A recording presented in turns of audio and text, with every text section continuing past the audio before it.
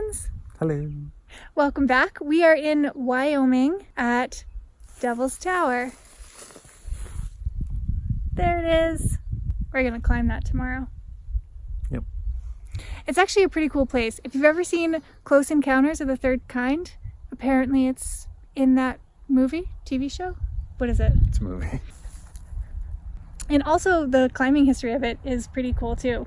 Do you want to tell them about it? I don't like to talk a lot. One of the first free ascents of the route we're going to do was in the 1940s, and they climbed up in order to save a parachutist. Is that a word? Question mark? I think that's a word. Who had landed on the top of the tower, and his rope landed like far off in the distance, so he couldn't get down. So they climbed up in order to get him down. So we're going to climb that same route tomorrow. It goes... Where's my finger? On the end of your It hand? goes like right up here. I'm pretty excited about it. Are you excited? Yeah. Send me a few words. Today we're going to spend just preparing for the climb. We're not familiar with the area or with the rock, so we're going to do as much research as possible.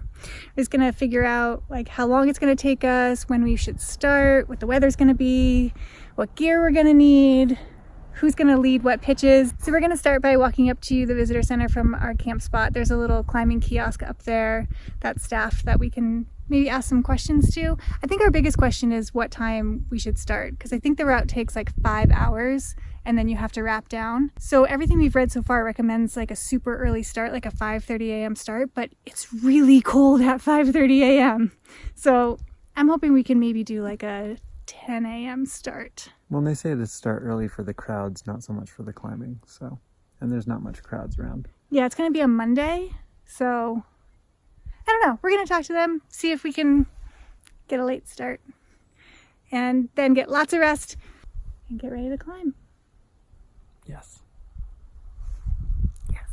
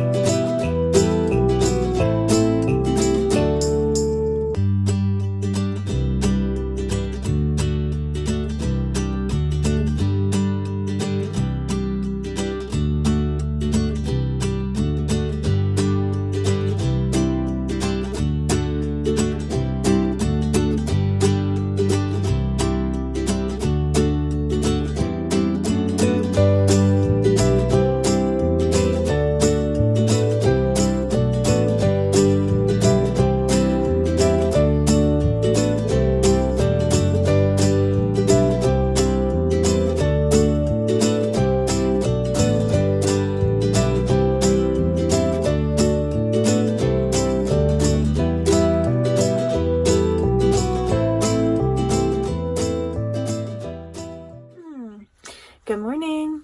It's like 6:45 right now. Today is the day. It is significantly warmer out than it was yesterday morning, so we might actually try and get an earlier start than we were planning. We were going to go for like starting the approach at 9 a.m., probably climbing around 10 a.m., but I think we might just leave a little earlier because it's really not that bad out. I think it's going to be a high of 76 and like kind of cloudy today, so it should be great for climbing. So I'm just going to change my clothes. I should really eat something. I don't feel hungry, but I know I will regret not eating something later. So I'm gonna try and eat a little something, and then we're gonna leave the campsite. Actually, let me show you the campsite. This is only the second time in like 7 or 8 months that we have paid for camping, and it's totally worth it. We did it because we couldn't find a place that was close enough to sleep for free. The closest place was like 30 miles away, and we didn't want to be driving back and forth. So we paid for a campsite that's like right in the National Monument Park. So here's our little spot.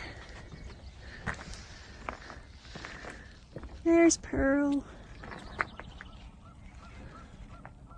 And then right there is the tower.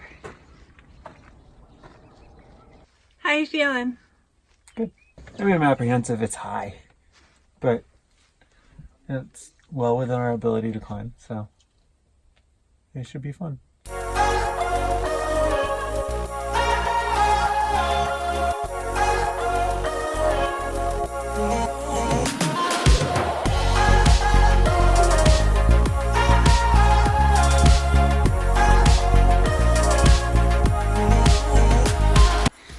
It's 8:15 and we are starting the approach.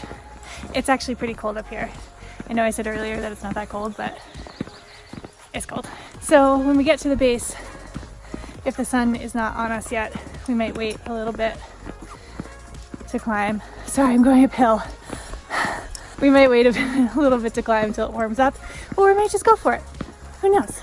All right, already a little bit of a slow start because we got like 10 or 15 minutes into the approach and realized that we forgot to register. So all climbers have to register at the visitor center, like fill out a little registration card so they know who's up there.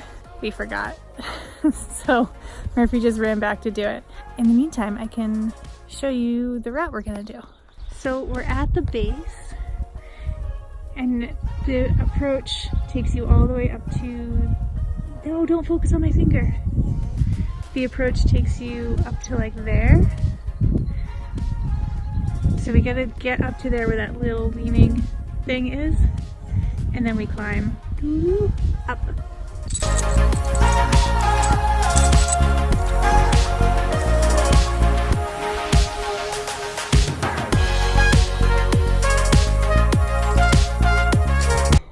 Alright, we're at the top of the first pitch, which was technically not even part of the climb, it was just the approach pitch. So it's the easiest climbing, and That counted as a pitch. it does. It was like awkward climbing, kind of. Yeah. Yeah. So, it's a tough start to the day. I'll show you where we are. There's our anchor at the top. And then, oh, it's kind of hard to see with this tree in the way. But we're gonna keep going. Can you see? Up there.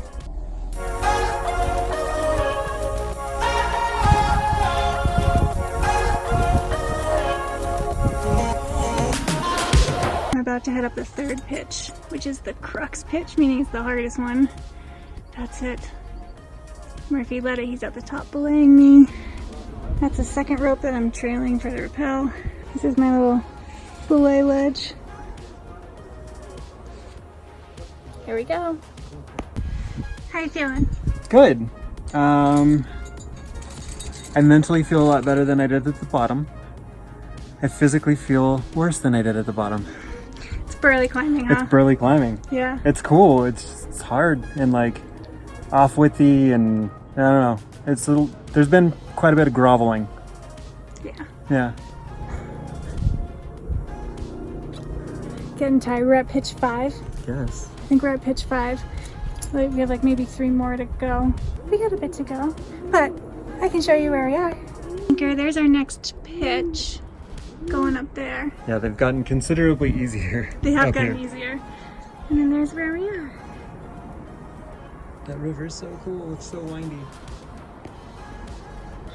Alright, we're at the top of pitch 6. Pitch 1,000,000. I came out with my dream of climbing El Cap. After doing this, I'm like, I don't know. I don't know if that's the thing I can do. Yeah, this feels like 1,000,000 pitches. But we're at the pitch that I've been dreading all day. It's called a jump traverse. Traversing, like going horizontal across the rock, is scary for me anyways. but this one has a gap between two rocks that some people jump, some people just like kind of skitter across. Yeah, here, let me show it to you. So here's where we're tied in, that's our anchor. You go down, around, and get across to that ledge. All right, Murphy's going first. Here we go. Murphy made it. There he is over there. He's pulling all the rope over.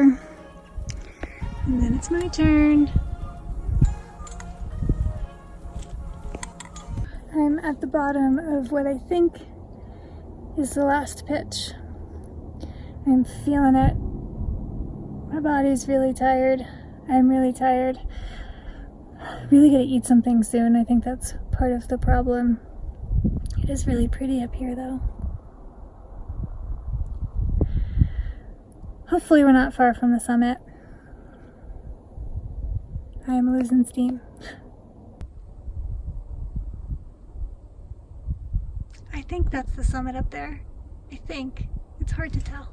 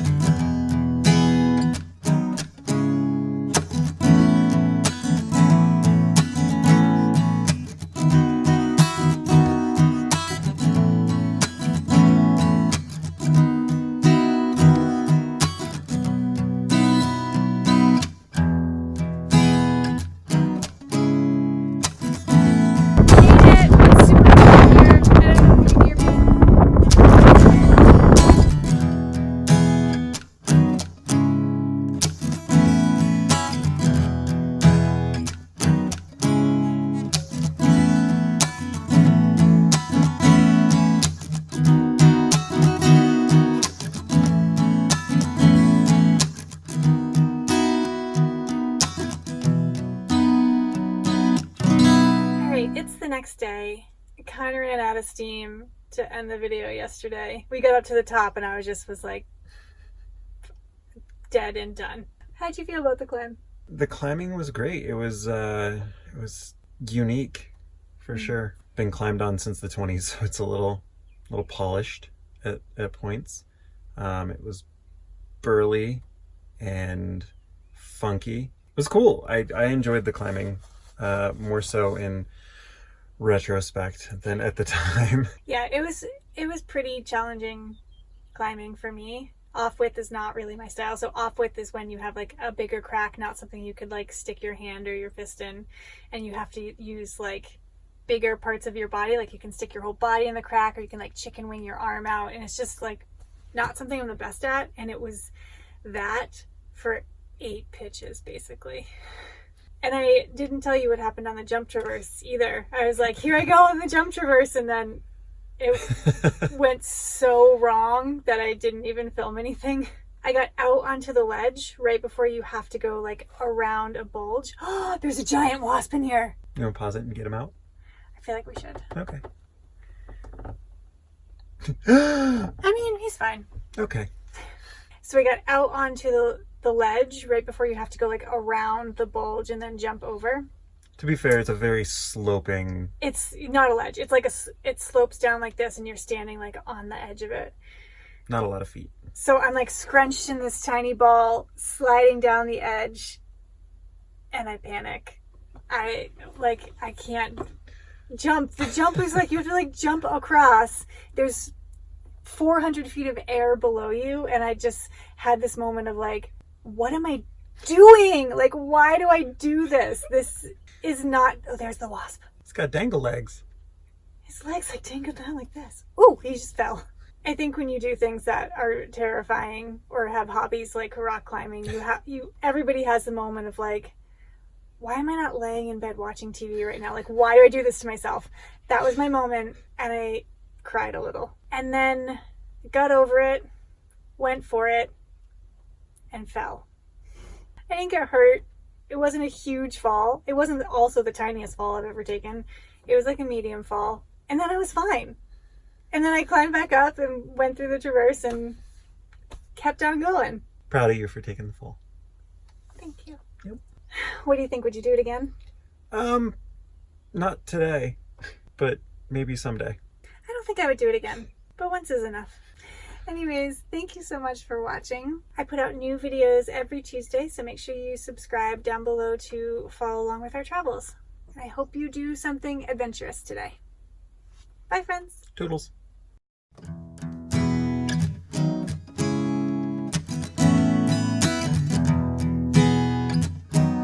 Prairie dogs. What? One besides... How'd you get glitter on your lip? I was making out with a fairy. Can you see that? Oh. I'm gonna start the whole thing over. Yeah. See, I'm not gonna... We're just talking to each other now. Yeah. Yeah, no, I'm gonna cut that out. A boop boop boop boop boop boop boop boop. I thought you were gonna press stop. Oh yeah.